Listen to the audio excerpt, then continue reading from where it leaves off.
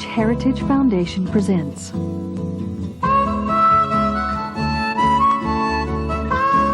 Saanich History.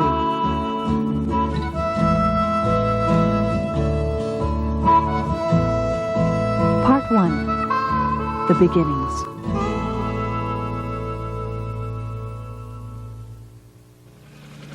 It may be hard to believe, but Saanich hasn't always looked like Saanich. In fact, about 14,000 years ago, it was entirely covered by glaciers. But around 13,000 to 14,000 years ago, that ice began to melt away. And as it melted away, it left behind gravels and sands, which you can see today in places like the gravel pits along Keating Cross Road. You also see the evidence of the ice if you look at some of the rocks around the Saanich Peninsula. Many of them are smoothed over and show grooves that were created as the ice passed over it with little stones gouging out little bits of the rock. By 8,000 years ago, the forest was quite open. There were grassy areas all around, especially on areas where there are rocks and there are shallow soils, and they had meadows full of wildflowers, just as we see them today.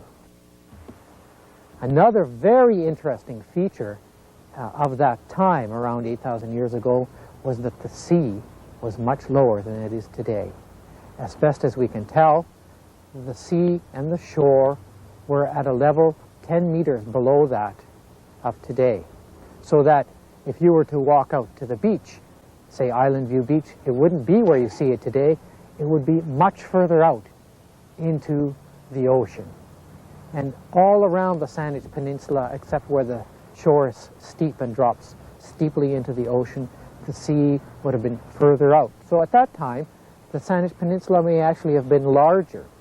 Now what's very important about that is that people were living here at that time, and they probably were, and they liked to live along the coast, as we know they did in the past few hundreds of years and recent thousands of years.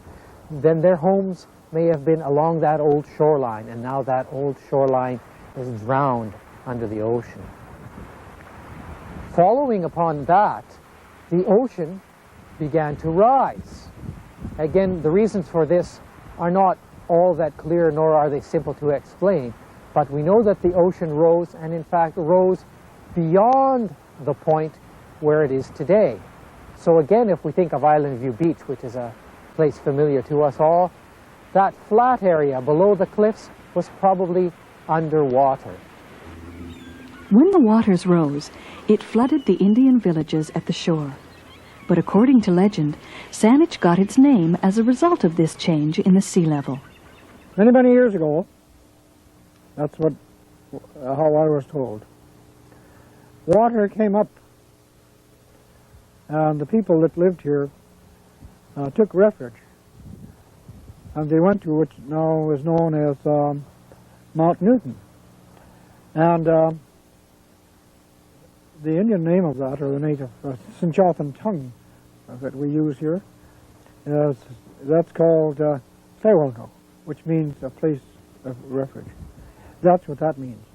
And when they were there, they noticed that water was now starting to leave, and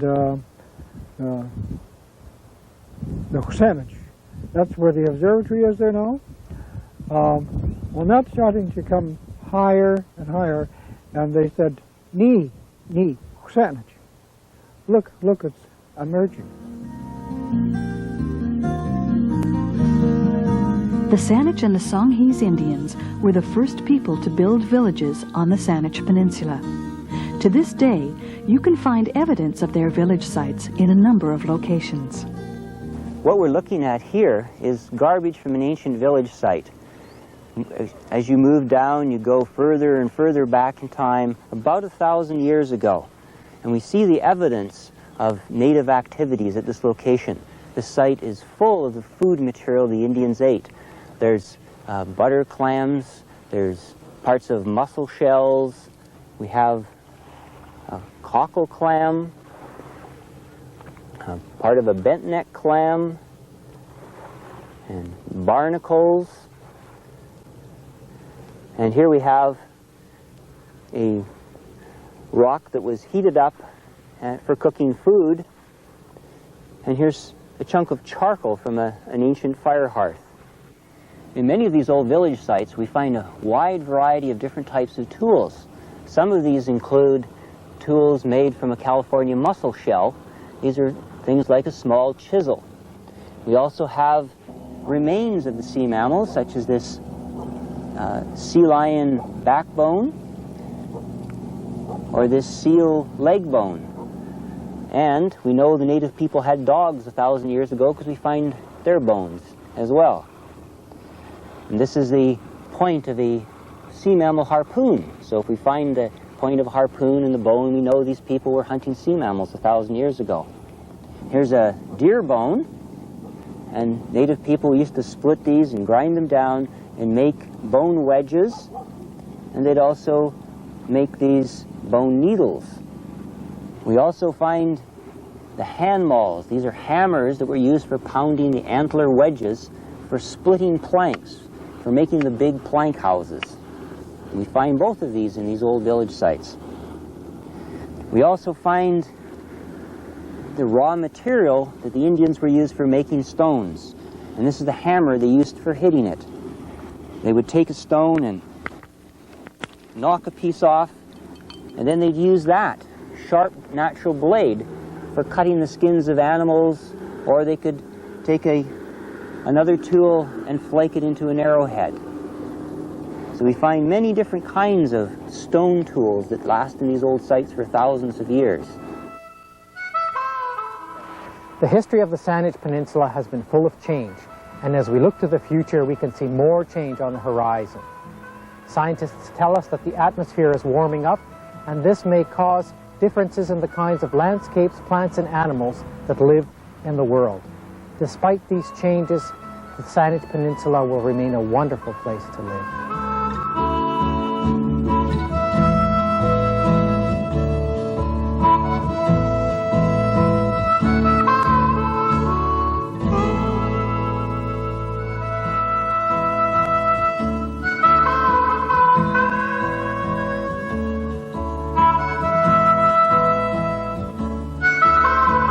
Saanich Heritage Foundation presents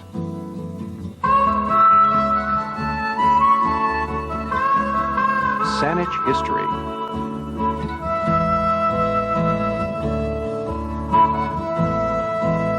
Part 2, Fort Victoria and Early Settlement.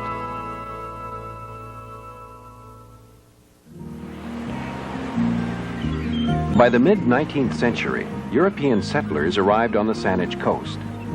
Much as it is today, the land they found boasted safe harbors, plenty of fresh water and fish, and rich, fertile soil for farming. They built a fort, and they found a home. During the 1840s, the Hudson Bay Company was looking for a site for a fort on land that they were sure would remain in British hands, even if the 49th parallel were chosen as the boundary line between American and British possessions.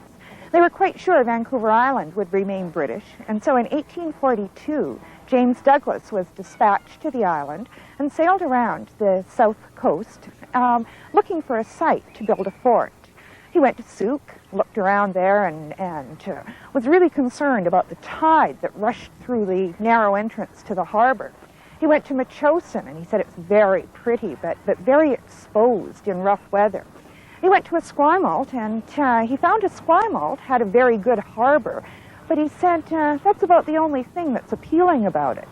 Finally, he came down in what is today Victoria's inner harbor, and he was impressed with the harbor, but more importantly, he was impressed with vast, fertile fields he found about 6 miles distance from the fort, or where the fort could be built. And of course, he was referring to Saanich. He was the first who recognized that it would make rich farmland. And it was very important for the Hudson Bay fur traders to be self-sufficient, to be able to grow their own food rather than having to ship it out from England. So in a way, it's Saanich that's responsible for Victoria being founded. Life in Fort Victoria wasn't nearly as comfortable as it is for us today. In fact, sometimes it was pretty difficult. I think most children at Fort Victoria must have felt very lonely. because they were away from their families for a good part of the year. These children would come from forts and outposts in the mainland of British Columbia, perhaps the Nechako River, places like that. And there would be no schools there, no chance of getting an education. So they'd be shipped off down to Fort Victoria and board at the fort school. And it must have been lonely for them, I think, to be away from their parents for that long. And I think part of the problem, too, may have been the Reverend Staines, who was the headmaster, and his wife. They seem to have been very strict, sort of arbitrary people, and really expected these children to toe the line. And then the room they lived in, it was terrible. They were on the second floor of the bachelor's hall. And the floor of the dormitory was wide planks, and you could peek down through the chinks in the planks to the room below. They had no heat of their own at all, just the heat that managed to come up through the floorboards. It became so cold in that dormitory that pitchers full of water sitting beside a child's bedstead would freeze during the winter.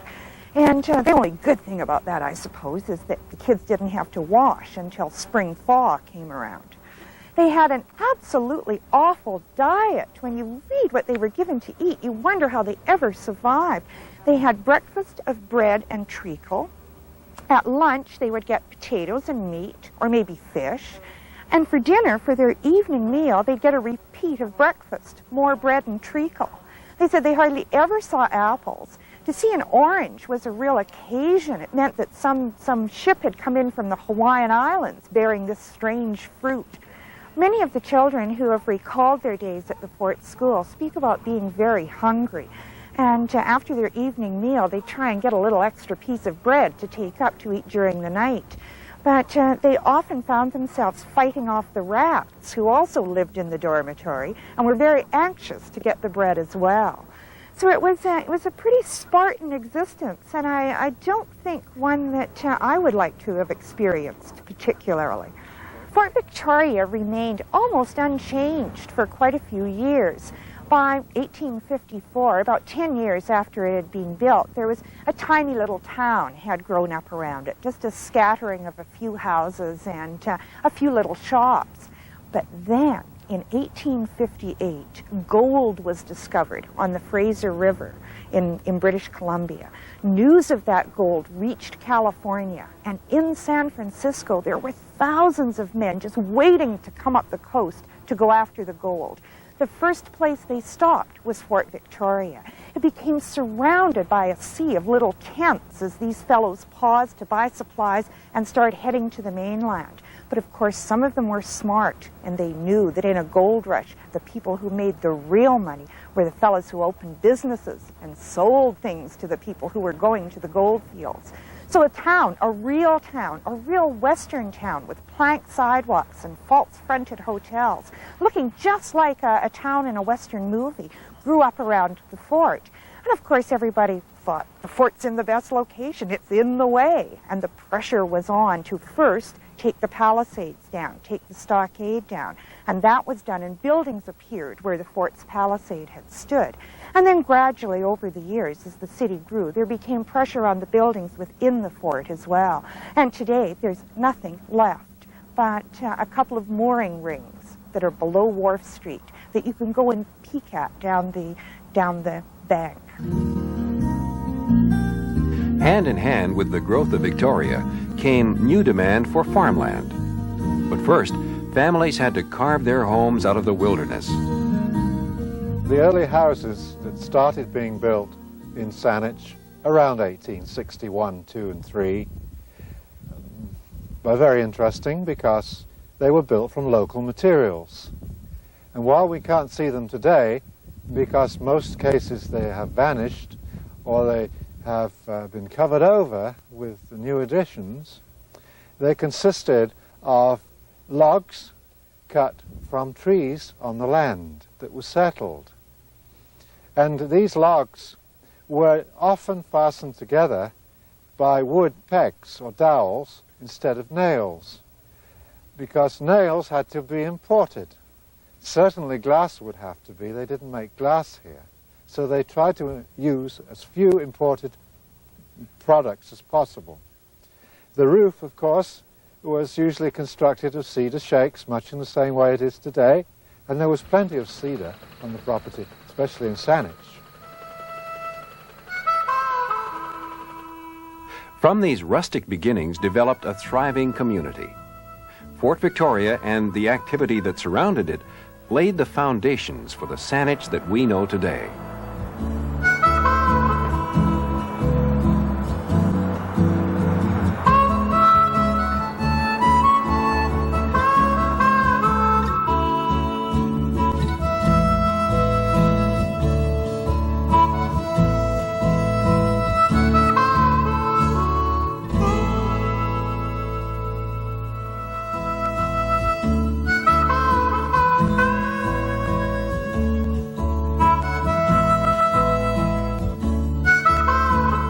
Saanich Heritage Foundation presents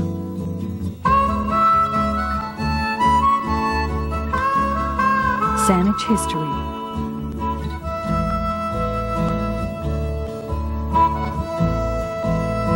Part 3, Saanich Schools.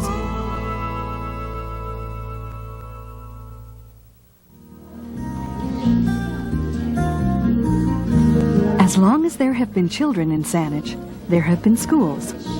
Though schools may have changed through the years, education has always played an important role in Saanich life.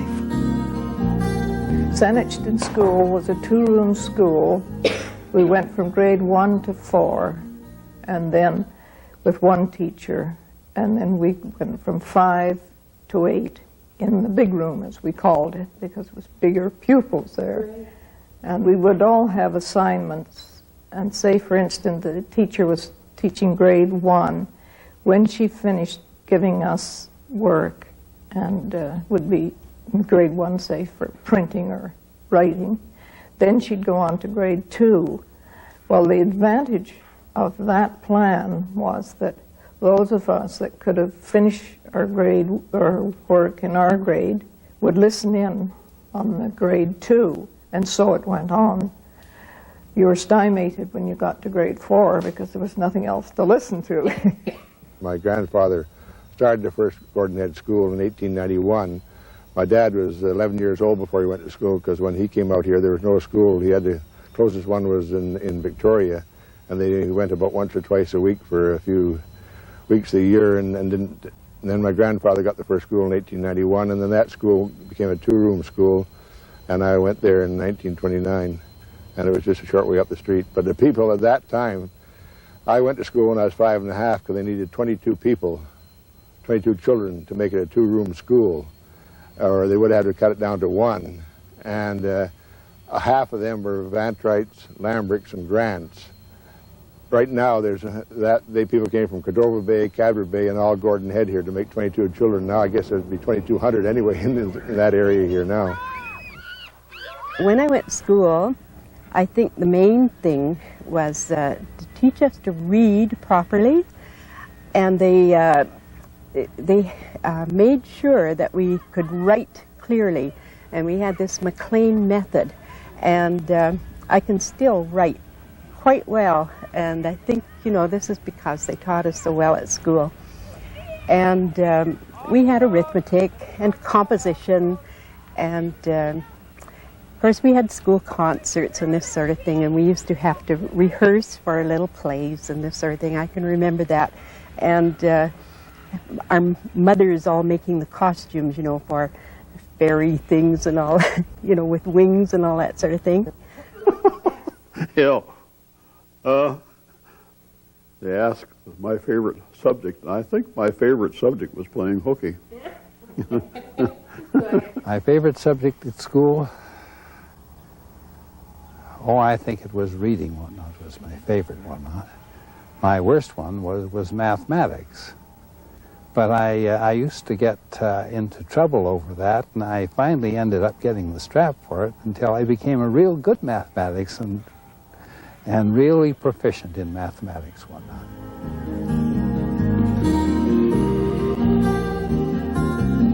Of course, even back then, school wasn't all work and no play.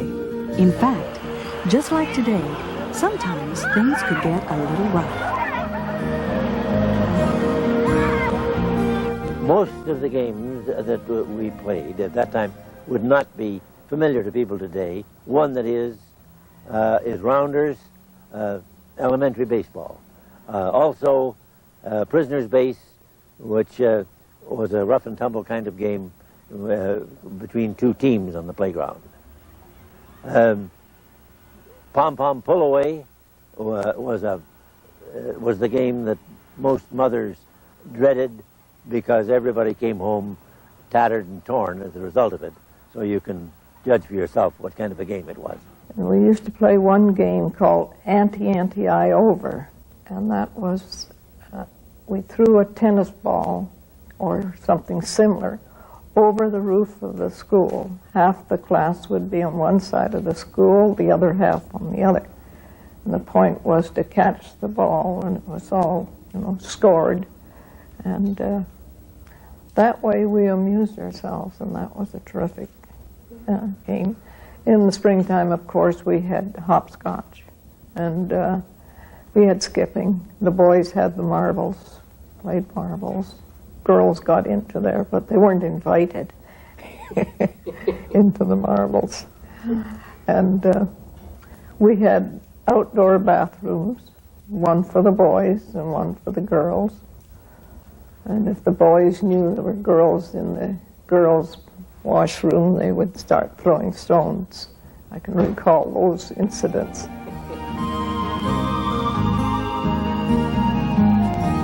The Saanich School District has been educating students now for well over 100 years. It has enhanced the lives and the memories of all who have attended its schools. Though education in many respects has changed very radically, certainly in appearance anyway, from the days when I started, its importance to young people who are growing up is just as significant, or was just as significant in the days when I started as it is now. But the difference being that you demanded a higher level, of education to enter almost any job today than you did back in 1920 when I entered high school. My fondest memory of school days, I think, was the companionship, the friendships that have lasted all these years. We have a great time in this Pioneer Hall now when the old pupils get together and we discuss things, and teachers and our subjects.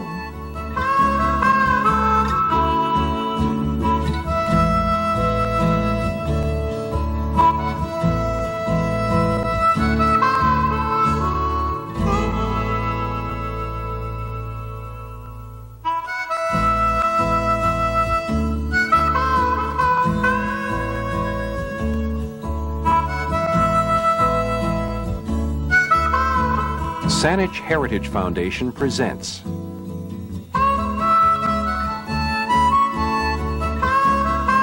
Saanich History.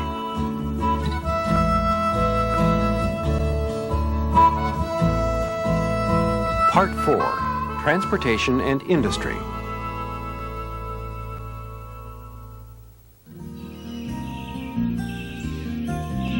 When most people think of Saanich, they think of farms, beautiful vistas, and the sea. But Saanich also has an enterprising history of industry and transportation. For instance, did you know that there used to be 3 railroads in Saanich?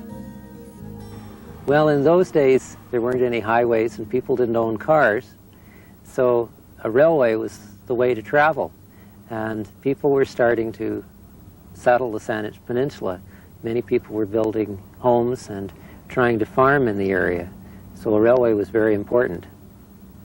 The first railway at Saanich was built in the 1890s. It was in service in 1894, and it ran from Victoria out to Sydney through the center of the Saanich Peninsula. The first one on the Saanich Peninsula was called the Victoria and Sydney, and that was a steam-powered railway. The next one that came along was in 1913, and that was built by the British Columbia Electric Railway Company. That was an electric railway, like a streetcar system. And that ran from Victoria out as far as Deep Cove at the north end of the peninsula. And the last one that came along a few years later is the Canadian Northern Pacific, and that eventually was called the Canadian National. And that one ran until 1935. And those were the three. The train stopped running quite a few years ago. The Victoria and Sydney last ran in 1919, and the BC Electric stopped in 1924, and the tracks were taken up in 1925. And the Canadian National stopped running beyond Lake Hill in 1935. It was competition by that point from buses and cars that really took away all the business from the railways, and there wasn't enough traffic to keep them running anymore. So the tracks were taken up and the service was ended. Of course, railways weren't the only means of transportation on Saanich, but in the early days, travel by car wasn't as routine as it is today. The roads were, in the early days, and I'm talking about in the early 20s, were a lot to be desired, and the old hard rubber tires didn't last very long on the gravel roads. So it was quite a project to head into Victoria. The Saanich Peninsula can also lay claim to an exciting history of aviation.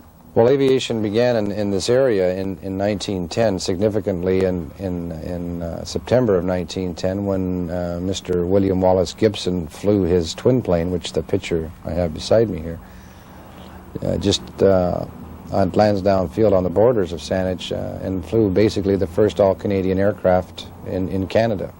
This is the first aircraft that landed officially at Pat Bay's new airport. They had just put the gravel down to begin the new runways, and it's a Lockheed 10. It's very similar to the airplane that Amelia Earhart disappeared in, which was a Lockheed Electra. One of the significant things that I think is kind of neat that happened out there was they made a couple of movies, one of them with Lassie, and the movie Son of Lassie was filmed at Pat Bay, where they painted all the airplanes up like the German airplanes, and they made this movie where Lassie was captured, and it was quite exciting. And also made a movie out there called Commando Strike at Dawn, starring Paul Muni, and they used the inlet out there as Saanich Inlet as a reproduction, I guess, of a Norwegian fjord. Despite its rural setting, Saanich has been the home of many industries, especially in the Sydney area. See, one of the things that has disappeared from the area was the quite heavily industrialized area out in Sydney. And the old sawmill where I worked as a young fellow used to ship at least 8 or 10 carloads of lumber a week out of there. Then there was a Saanich Canning Company, which canned fish, clams, and mainly Saanich fruit. Saanich was famous for its fruit growing, and with many other things like shingle mills and so forth. I think that farming and dairy farming was one of the mainstays of industry and income on the peninsula as a whole, right from day one. The sawmills and trains may be gone now, but they helped make Saanich the place that it is today.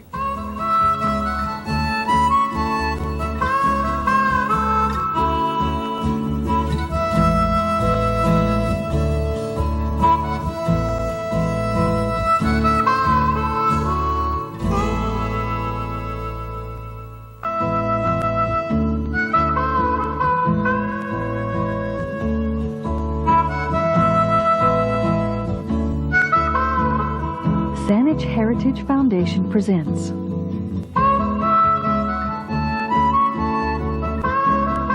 Saanich History.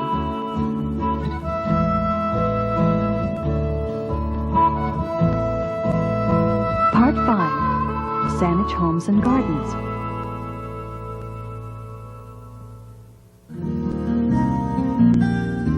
From the time of Fort Victoria, settlers in Saanich have taken pride in building their homes, tilling the soil, and creating beauty. You could say we come to it naturally, but it's actually the result of a lot of hard work and a generous helping hand from nature. This area has become known for its gardens for very good reasons. Certainly the climate here is such that we can grow more than pretty much anywhere else in the whole country. It's a climate similar to parts of Britain where a lot of the early settlers came from, and perhaps partly because some of those settlers were a bit homesick for the gardens that they left behind.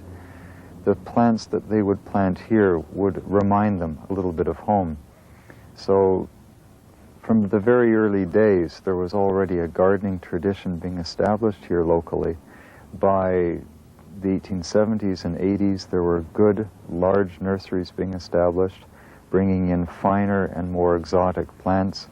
By the turn of the century, by 1910, 1911, Jenny Butchart is already planting Butchart gardens. So a tradition of this area being known for its gardens goes back a good century. Early gardens in Saanich would have depended a lot upon the position and the wealth of the people that we're talking about.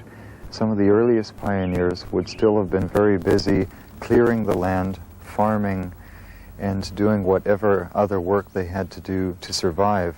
There wouldn't have been that much time for flower gardening. But even some of those earliest homes of the pioneers would have included a small vegetable garden and probably a few flowers, family favorites, perhaps a rose bush that had been brought over from a parent's home or a cutting brought over from England, lilacs, a few things like that. As families developed a bit more wealth and position in society and had more leisure time, their gardens would have become bigger and more ornamental, less practical.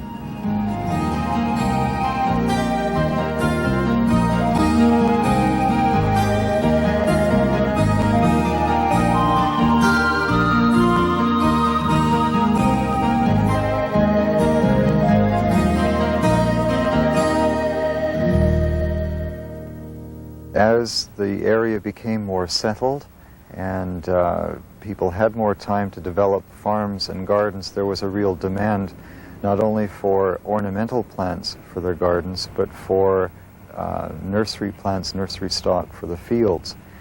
For example, horses and cattle tended to be fed carrots and turnips back then. Someone had to supply the seed for that.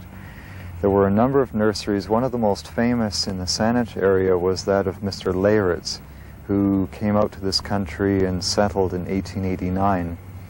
By the early years of the 1900s, say 1910, his nursery was supplying most of the fruit trees for the new orchards that were being planted in the Okanagan Valley.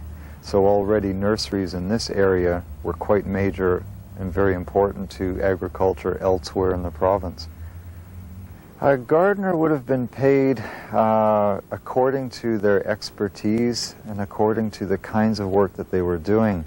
I know of one instance where a gentleman hired a Mr. Mitchell, who ran one of the first nurseries in Victoria back in 1879, and he was called out to specifically prune the rose bushes. And pruning rose bushes is a mystery for many people even today, so they needed an expert. And he was paid $2.25 for a day of rose pruning.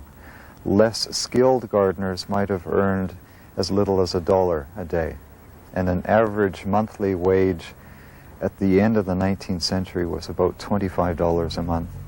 But one could buy or build a splendid, huge home for maybe $500. Splendid homes can be seen throughout the Saanich Peninsula. Our heritage of homes and gardens is all around us.